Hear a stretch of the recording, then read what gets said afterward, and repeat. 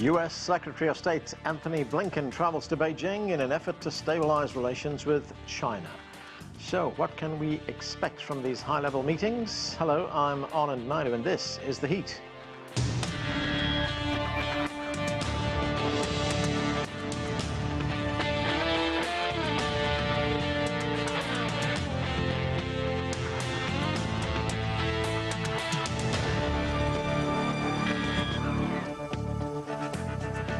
The world has been watching closely as U.S. Secretary of State Anthony Blinken embarked on a trip to Beijing. As Chinese President Xi Jinping pointed out, a stable China-U.S. relationship is vital for the planet. Although issues remain, it was considered a step in the right direction. We start with this report from Beijing.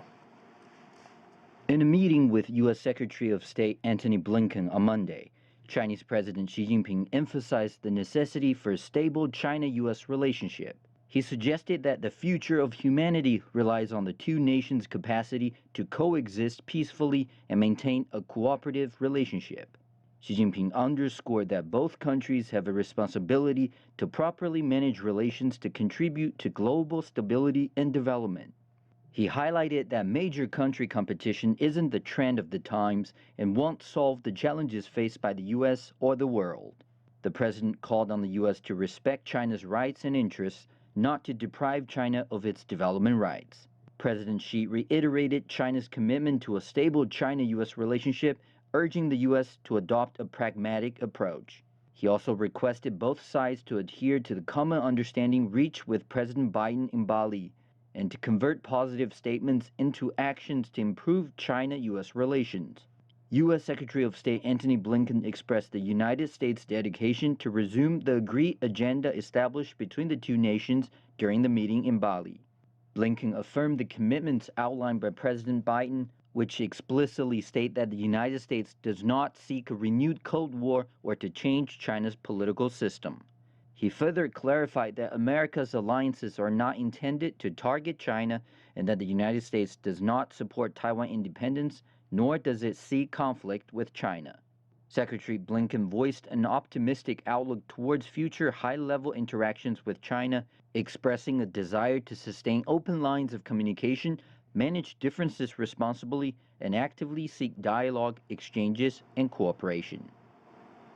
Earlier, I spoke with Ambassador Freeman, who was the principal American interpreter for President Nixon's visit to China in 1972. I started by asking his opinion on the current status of the China-U.S. relationship.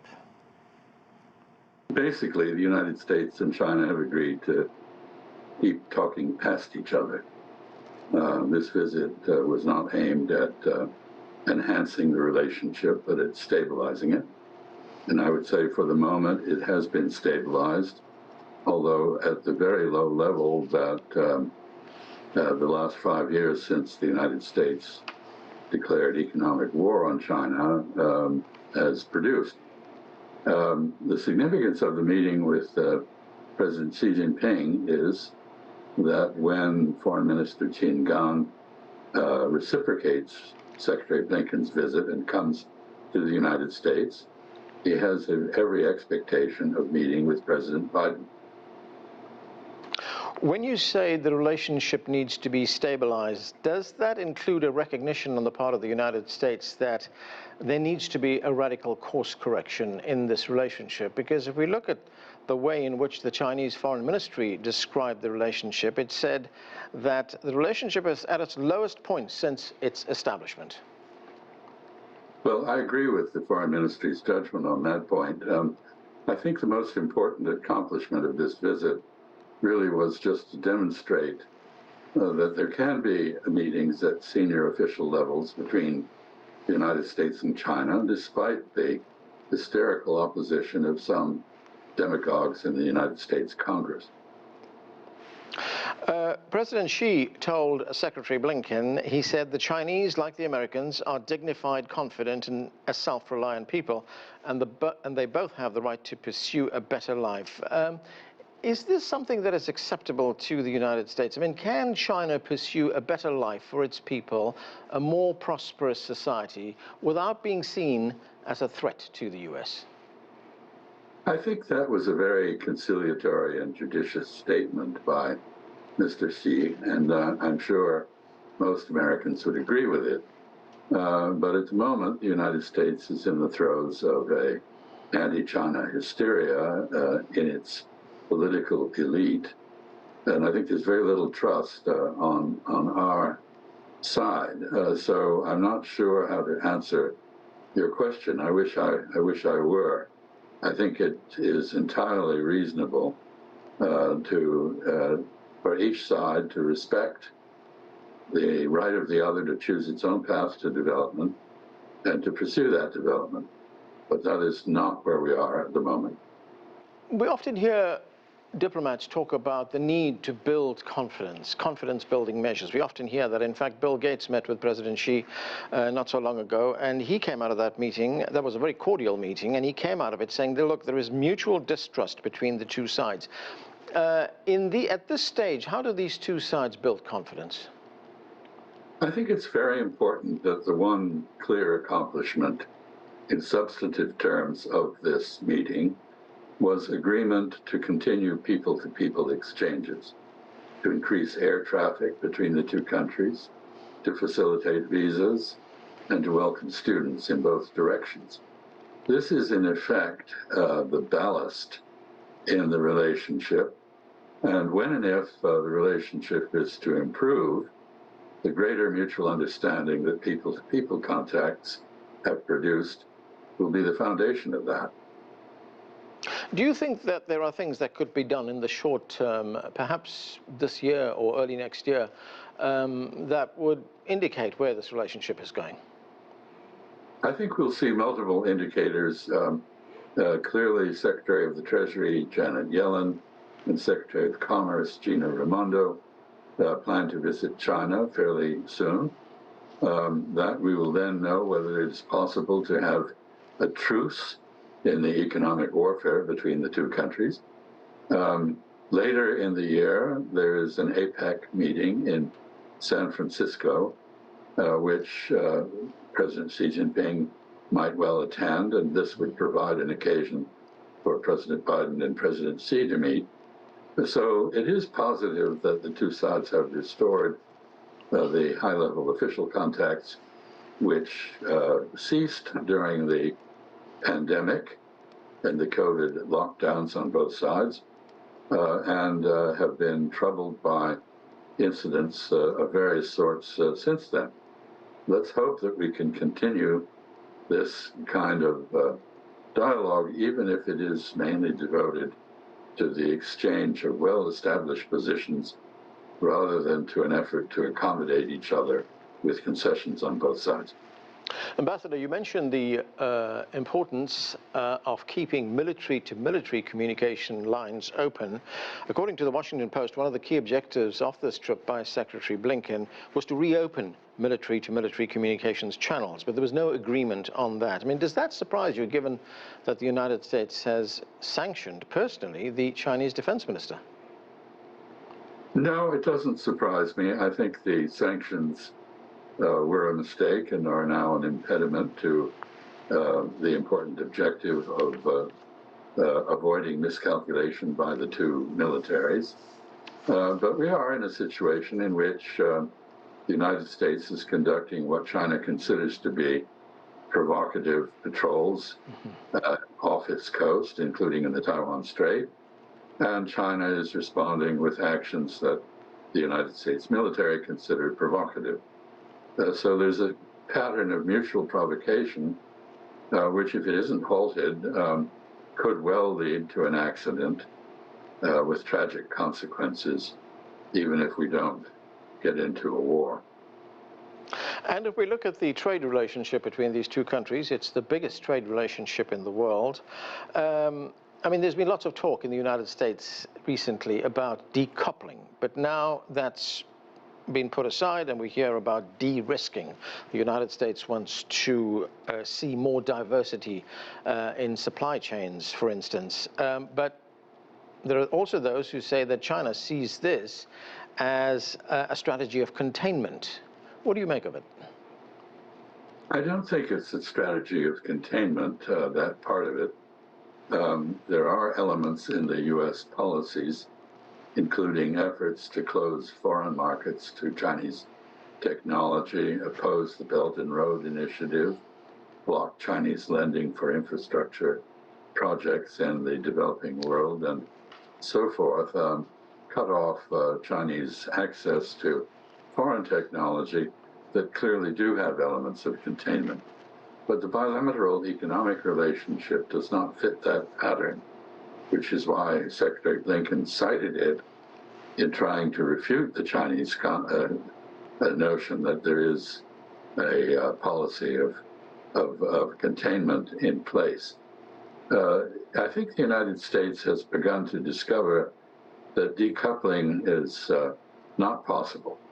It's not possible because the mutual interdependence is too great. And I know that even in those areas where the United States is attempting to relocate and reorganize supply chains, for example, semiconductors, we will have to import machine tools and other capital goods from China to accomplish this. Our own ability to produce those goods at home has greatly declined, and we are dependent on foreign sources, especially on China. I think it's also true, however, that de-risking is not an exclusively American project.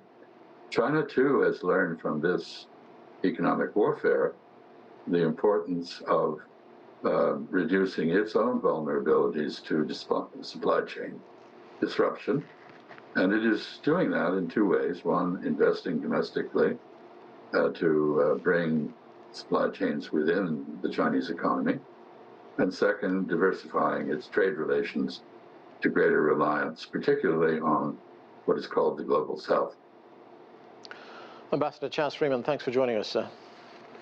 My pleasure. Okay, to continue our conversation, let's bring in our panelists. Here in Washington, D.C., Anthony Moretti is an associate professor at Robert Morris University. James Moore is the founder and CEO of the Washington Institute for Business, Government and Society. He joins us from Miami. And from Beijing, Victor Gao is chair professor at Soochow University. Welcome to all of you. Victor Gao, both sides were pretty upbeat about the meetings that the U.S. Secretary of State Anthony Blinken held with both President Xi Jinping as well as the Chinese Foreign Minister Qin Gong. What was your assessment of what came out of this? Thank you very much for having me. I think Secretary of State Tony Blinken's visit to China is more or less generating a normal outcome. It's not a huge success, but it's not a failure at all by any stretch of the imagination. And the fact that Secretary of State Blinken met with the Chinese president is a strong indication that we should expect that President Biden and President Xi Jinping of China will meet before the end of this year, most likely on the sideline of the APEC meeting in San Francisco. Now, all these things combined together are very positive steps in the right direction. But whether these steps are sufficient or not is a question that we still need to observe.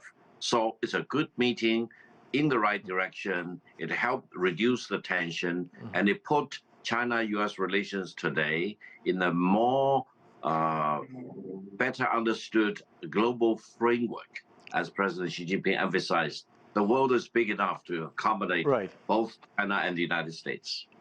Victor, just one other point, and it's a question that I posed to Ambassador Chas Freeman, and that is that there are concerns in China about U.S. intentions, U.S. goals, that this could be, the U.S. goal could be to contain China's rise. Do you think a meeting like this or the meetings that took place go some way towards easing those concerns?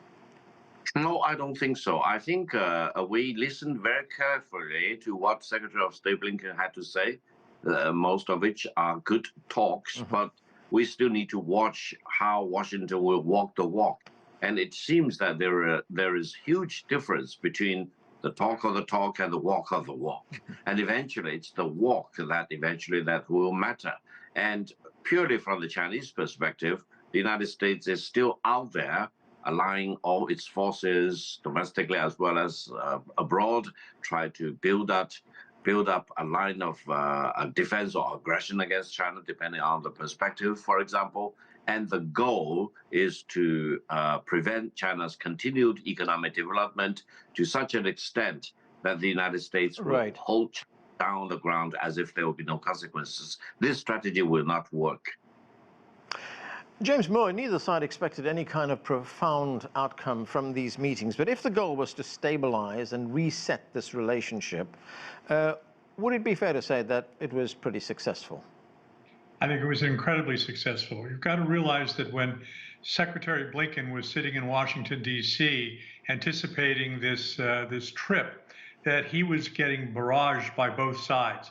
The media in China, the media here in the West, were really underscoring the fact that this was a real questionable judgment as far as his getting on a plane and flying to Beijing.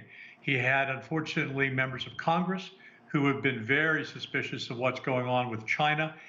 There's even been a select committee that has been established to be able to determine the future of the Communist Party of China. It's been this trip really was fraught with all sorts of problems.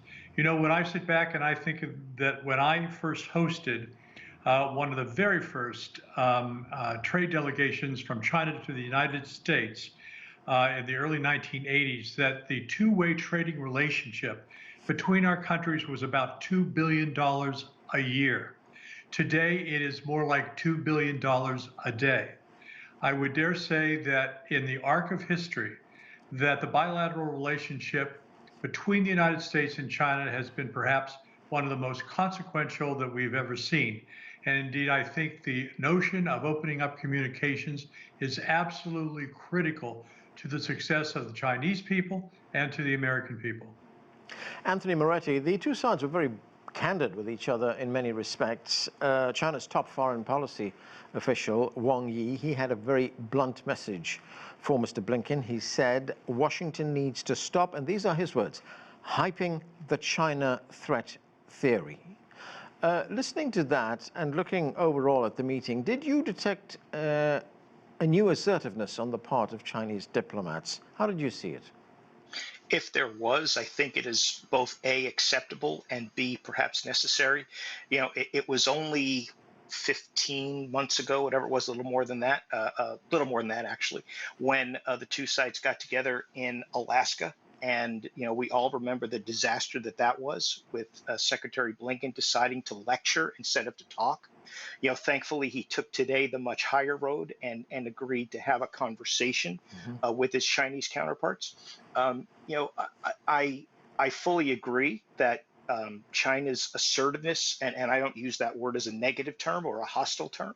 I think its assertiveness is both wise and is necessary, in part because, as was suggested earlier, we see a lot of talk from the United States, but we've certainly not seen actions that connect with those words. So it's time to put some action behind what the U.S. says it wants to do. And there's nothing wrong with China holding the U.S. feet to the fire, ensuring that happens. Victor Garr, one of the most contentious issues between the two countries is Taiwan. And at a news conference, this is what Secretary Blinken said about Taiwan. On Taiwan, I reiterated the long-standing U.S. one China policy. That policy has not changed. So listening to that there, Victor, I mean, will that statement change anything? I mean, we know now that the United States is not only supplying arms to Taiwan, it also has troops on the island. This is exactly a typical example of what I emphasized, that is the talk of the talk and the walk of the walk. Now, when Blinken was in Beijing, he actually talked the right talk as far as the Taiwan situation is concerned. But when we look at the walk of the walk, holy cow, it's very, very different. And it seems that the United States is very much interested in hollowing out the one China policy. And they really want to turn the Taiwan situation into another proxy war, arming the separatists in Taiwan in provocation of the one China policy. Now, the Chinese leaders, I think, including President Xi Jinping, Mr. Wang Yi and the Foreign Minister and State Councilor Qin Gang emphasized to Blinken again and again and again during this trip, as well as on previous occasions, that this one China policy is the bottom line of the bottom line. And if the United States keeps violating the one China policy, to use Qin Gang's term, the earth will be rendered asunder and the mountains will shatter. So you need to really use your common sense to figure out what will be the consequences if the United States still refuses to treat Taiwan as part of China and refuses to deal with the one China policy in real earnest. And I think this is the litmus test of the litmus tests of all kinds as to where the China-U.S. relations are heading. I truly believe that there will be inevitability of peace between China and the United States because war of all kinds, of any kinds, is not an option between China and the United States, both armed to the teeth and both having capabilities to destroy each other and the world multiple times. So I hope decision makers in Washington will really calm down and come to terms in dealing with China as an equal rather than as a company that you can subjugate. No, it's not possible. James Moore, what is your opinion on this? It is, as I said, a contentious issue. Is this one of the issues that the two sides need to get agreement on relatively early in this effort to restore and reset the relationship? Well, God knows it certainly would be helpful. I think it's important to realize that somehow Ukraine and Taiwan are being piled together as though they're the same circumstances, the same situation. They're not. The history, the legal underpinnings, et cetera, are very different from one another. But clearly Taiwan is an important asset for the United States in terms of the long history that both the United States and Taiwan have had with one another. As you know,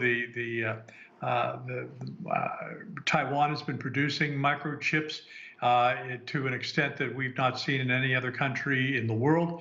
But the issue of Taiwan is going to continue to hang over everybody's head until there is a better understanding as to how this is going to be dealt with this year, next year, 10 years, and 20 years from now.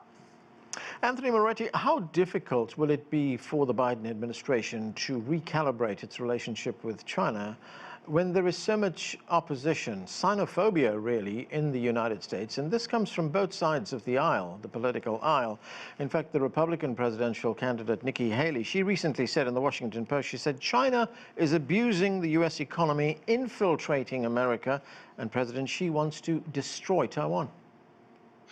This is the rhetoric that doesn't help, both internally and internationally. And my concern is, as we look to 2023 rapidly winding down, it is already the middle, almost late June at this point. We're very quickly going to get into a sort of serious political cycle with the presidential election next year. And as Republicans will undoubtedly find a way to keep ramping up and ramping up and ramping up their rhetoric, particularly if they realize it's scoring political points with voters on the Republican side, will the president, in other words, be willing and able in 2024 to do some of the things that we've seen this year, to send his Secretary of State to Beijing, to send a lower level delegation a couple of weeks ago, perhaps send a couple of other cabinet secretaries in the next few weeks?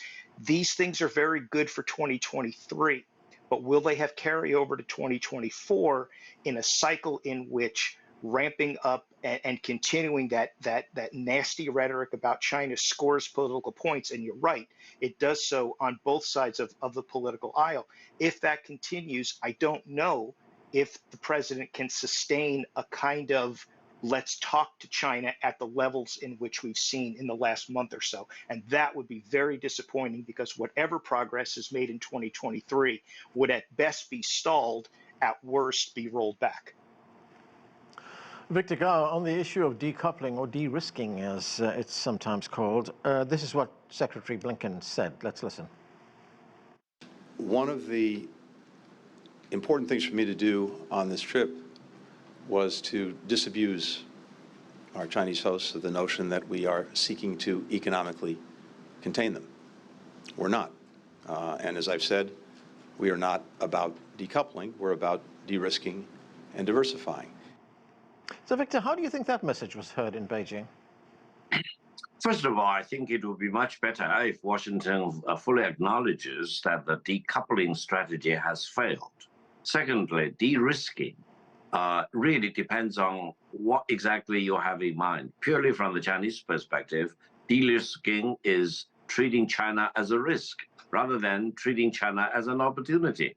And if you want to de-risk China, for example, you are de-risking with growth and development opportunities, etc. Again, it will fail. Now, the United States has been talking about Indo-Pacific rather than APEC, even though the United States will be the hosting country of the APEC summit this year. But Indo-Pacific, can you really believe it? Indo-Pacific, as the United States has been talking about, does not include China. It excludes China. So I think someone somewhere in Washington really need to come to terms with the reality. China is here, China will be here, and China cannot be excluded. China is part of the world, and China is a bunch of opportunities to be explored, to be enjoyed, rather than as a huge risk that you need to walk away from the China market or the 1.4 billion Chinese people. Anthony, as I discussed with the ambassador, there was no agreement on reopening military-to-military communications channels. I did point out that the Chinese defense minister remains sanctioned by the United States in his personal capacity. I mean, do you see these military tensions being diffused in any way in the short term? Sadly, I don't, and I agree with what Victor said earlier. Among many things that I agree with what he said earlier, but the potential, and we heard Chaz Freeman say it as well, the potential for something to be said that is misconstrued, an accident happens, something that was not intentional automatically gets swept up into the hysteria, and as a result, we see this notion or the potential for this notion of a war to increase. Victor's absolutely right. A war would have disastrous consequences economically, politically, socially, not just for the United States and China, but for its immediate neighbors and for the entire world as well. So yes, there has to be some effort at least ramping down the tension. That's not a lot of progress, I admit, and that may not carry a lot of substance with it, but it at least will make both parties and both countries be able to say, okay, we know we're not going to go down that road, because we cannot. Victor's absolutely right. It would be disastrous to go down that road. Okay, that's where we have to leave it. Thank you to all of you for being with us. And that is it for this edition of The Heat. I'm Anand Naidu in Washington, D.C.